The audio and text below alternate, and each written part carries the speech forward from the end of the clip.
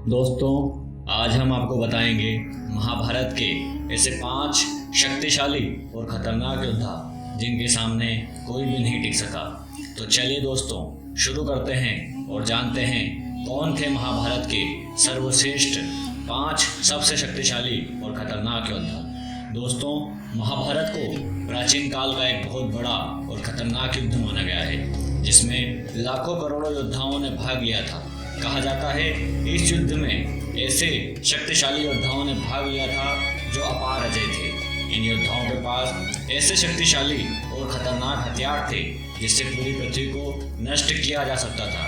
लेकिन क्या आप जानते हैं महाभारत काल के 5 शक्तिशाली योद्धा आखिर कौन थे? चलिए विस्तार से जानते हैं। 5वें नंबर पर हैं अर्जुन। दोस्तों, अर्जुन महाभारत काल का 5वां सबसे शक्तिशाली और खतरनाक योद्धा है। इसलिए जब अर्जुन और दुर्योधन भगवान श्री कृष्ण के समक्ष सहायता के लिए पहुंचे, तब अर्जुन ने भगवान कृष्ण की नारायणी सेना को छोड़कर सिर्फ भगवान श्री कृष्ण को मांगा था। ये महाभारत काल में अर्जुन का एक बहुत ही बड़ा निर्णय था, क्योंकि इसी कारण ये महाभारत के युद्ध का पूरा पासा पलट गया। क्योंकि भगवान श्री कृष्ण के कारण ही महाभारत युद्ध में कौरवों को पांडवों ने बुरी तरह हराया था। महाभारत युद्ध में अर्जुन के पास कई ऐसे शक्तिशाली हथियार थे जिसकी वजह से उसने कौरवों की आधे से ज़्यादा सेना का खुद ही अकेले नाश किया, जिसमें द्रोणाचार्य और भीष्म पितामह जैसे महारथी भी सम्मिलित थे। अब बात करते हैं नंबर 4 की, और 4 थे नंबर पर है अर्जुन के गुरु यानी श्री द्रोणाचार्य।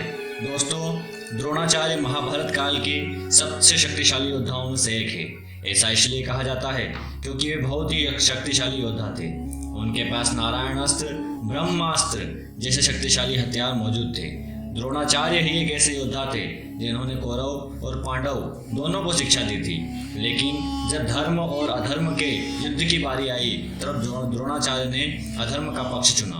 द्रोणाचार्य को ऐसे नहीं मारा जा सकता था, जिसके लिए भगवान श्री कृष्ण ने एक चाल चली और भीम के हाथों एक अश्वत्थामा नामक हाथी को मरवा दिया और चारों तरफ यह सनसनी फैला दी कि अश्वत्थामा मारा गया, जिससे द्रोणाचार्य ने अपने शस्त्र त्याग दिए और उसी का फायदा उठाकर धृष्टद्युम्न ने द्रोणाचार्य का सिर धड़ से अलग कर दिया।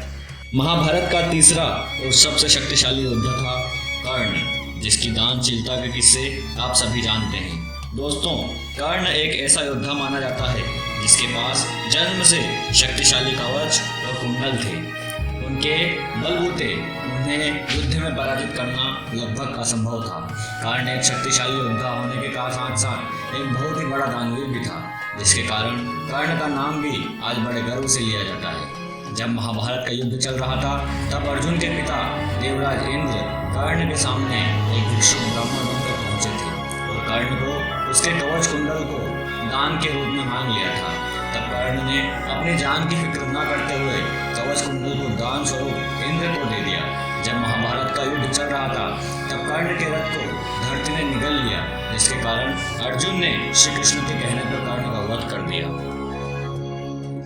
दोस्तों, दूसरे नंबर पर हैं भीष्म पितामह। ऐसा कहा जाता है कि भीष्म पितामह को वरदान मिला था कि उनकी मृत्यु उनकी इच्छा के अनुसार होगी, और भीष्म पितामह एक ऐसे शक्तिशाली योद्धा थे जिनके पास कई ऐसे शक्तिशाली हथियार थे, जिसके कारण भीष्म को उस काल में हराना लगभग असंभव था। ऐसा भी कहा जाता है कि भीष्म पितामह ने अपने गुरु परशुराम से युद्ध किया था और उन्हें भी हराया था। जब महाभारत का युद्ध चल रहा था, तब भीष्म पितामह ने पूरे 10 दिन तक पांडवों की सेना का सर्वनाश कर दिया था।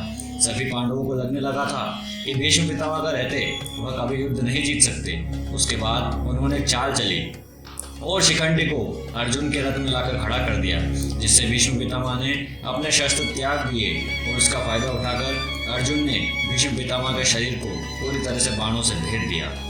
अब बात करते हैं नंबर 1 की। आखिर कौन था सबसे शक्तिशाली योद्धा? दोस्तों, सबसे शक्तिशाली योद्धा और कोई नहीं बल्कि स्वयं भगवान श्री कृष्ण थे, जिन्हें महाभारत काल का सबसे शक्तिशाली योद्धा माना जाता है। आपको बता दें, भगवान श्री कृष्ण भगवान विष्णु के अवतार थे। श्री कृष्ण ने अर्जुन को महाभारत काल में गीता का ज्ञान दिया था जो आज भी लोगों के लिए उतना ही उपयोगी है जितना उस काल में था।